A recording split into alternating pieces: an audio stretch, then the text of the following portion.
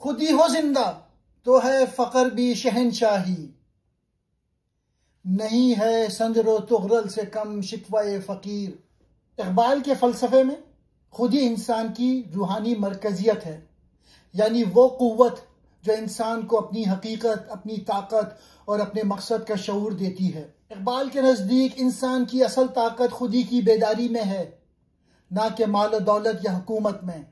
جو انسان خودی کو پہچان لیتا ہے وہ روحانی طور پہ اتنا بلند ہو جاتا ہے کہ دنیاوی بادشاہتیں بھی اس کے سامنے ہیچ لگتی ہیں۔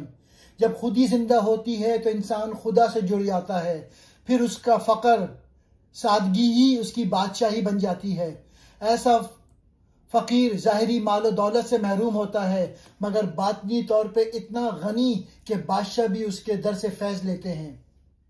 اقبال کہتے ہیں، اے مسلمانوں، اگر تو اپنی خودی کو پہچان لے تو تیری درویشی بھی بادشاہت بن سکتی ہے، تیرا فقر بھی تخت و تاج سے بلند ہو سکتا ہے، کیونکہ خودی زندہ ہو تو انسان غلام نہیں خلیفہ ہوتا ہے۔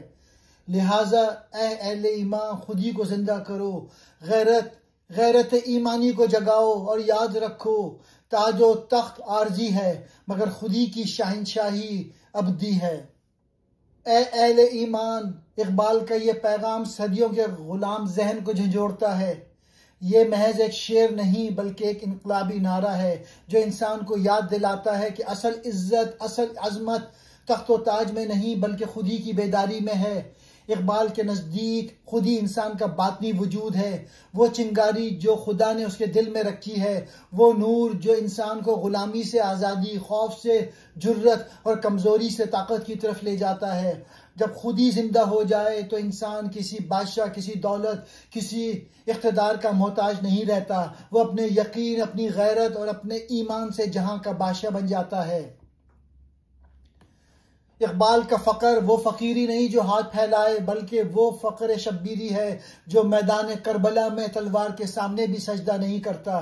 ایسا فقیر جس کے پاس دولت نہیں مگر دل میں خدا کا یقین ہے، اس کا وقار، اس کی عظمت سنجر و تغرل جیسے بادشاہوں سے بڑھ جاتی ہے، وہ ظاہری تاج کے بغیر بھی روحانی بادشاہ ہوتا ہے۔